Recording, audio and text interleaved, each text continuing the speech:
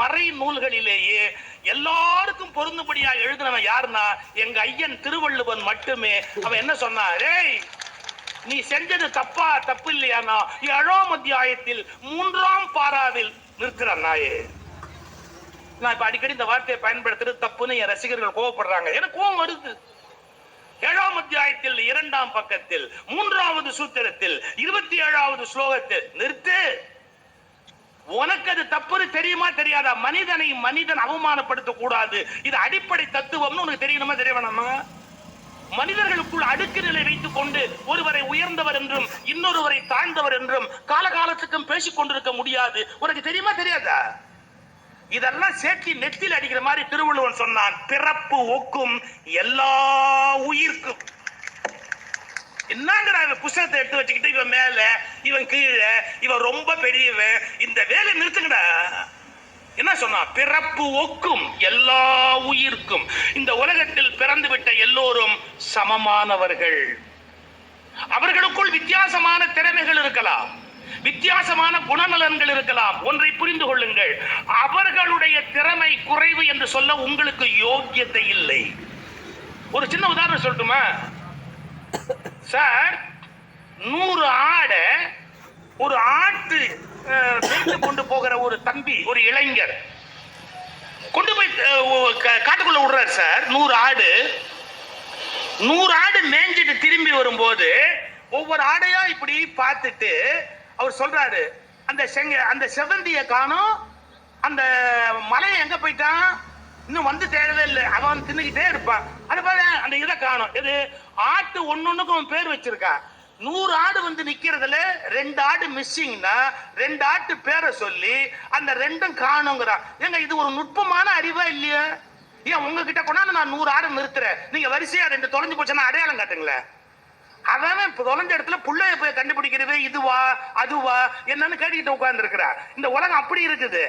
சரி, இந்த அமெரிக்காவில எல்லாம் ஜிபிஎஸ்னு ஒண்ணு இருக்கு சார். அந்த ஜிபிஎஸ்னா என்னன்னு கேட்டீங்கன்னா அட்ரஸ் போட்டு போறது.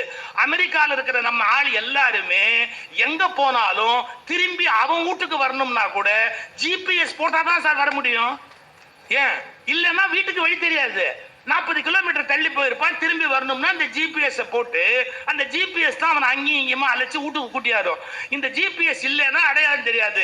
இவ்வளவு வளர்ந்த மனுஷனுக்கு ரூட்டு தெரியல. அவனுக்கு பாருங்க 2 ஆடு மிஸ்ஸிங், அதுக்கு எந்தெந்த ஆடு, அந்த செவந்திய காணுமே அப்படின்பா. அதாவது ஒவ்வொரு ஆட்டையும் அவன் அடையாளம் தெரிஞ்சு வச்சிருப்பான். இப்ப சொல்லட்டுமா, அவன் அறிவு கெட்டவன் நினைக்கிறீங்களா? இல்ல, அவன் ஆட்டை பற்றிய விசேஷமான அறிவுடையவன். அவன் அறிவு உனக்கு தேவைப்படாததால் அவனை அறிவற்றவன் என்று நீ அவமானப்படுத்துகிறாய். அவன் விஷயத்தில் அவன் அறிவாளி. இது நம்ம புரிஞ்சுக்கணும். இங்க இளைஞர்கள் வந்திருக்கிறீங்க, நீங்க ஒரு வேலைக்கு இன்டர்வியூக்கு போறீங்கன்னு வச்சுக்கோங்க, உங்களை செலக்ட் பண்ணலன்னா அவமானப்படாதீங்க. ஐயோ எனக்கு தகுதி இல்லையான்னு. இப்ப சொல்லட்டுமா, அந்த வேலைக்கு என்று சில தகுதிகளை நிர்ணயித்திருக்கிறார்கள். அந்த தகுதிகளும் உங்களிடத்தில் இருக்கிற தகுதிகளும் பொருந்தாததால் அவர்களால் உங்களை பயன்படுத்திக் கொள்ள முடியவில்லை. எனவே நீங்கள் தகுதியற்றவர் என்று பொருள் அல்ல, வேறு ஏதோ ஒரு வேலைக்கு நீங்கள் தகுதி உடையவர் என்று பொருள். இதுதான் சமத்துவம்னு பேரு. எனக்கு இருக்கிற அறிவு அவனுக்கு இருக்காது, அவனுக்கு இருக்கிற அறிவு எனக்கு இருக்காது. ஆனாலும் நாங்க 2 பேரும் சமம் தான். ஏன் சமம்?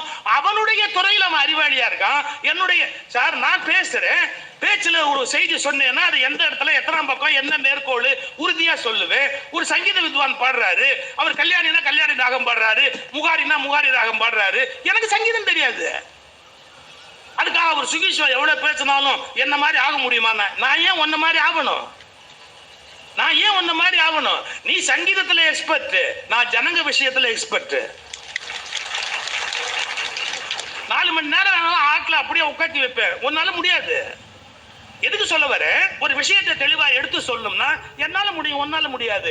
உன்ன மாதிரி பாட என்னால முடியாது. அப்ப என்ன அர்த்தம்? நீ நானும் ஹோட்டல்ல போனா சமமா தான் உட்காரணுமே ஒழிய எனக்கு சங்கீதம் தெரியாது நீ மேலே ஏறி உட்காரக்கூடாது. நான் என்ன வரேன்னு கவனிக்கிறீங்களா?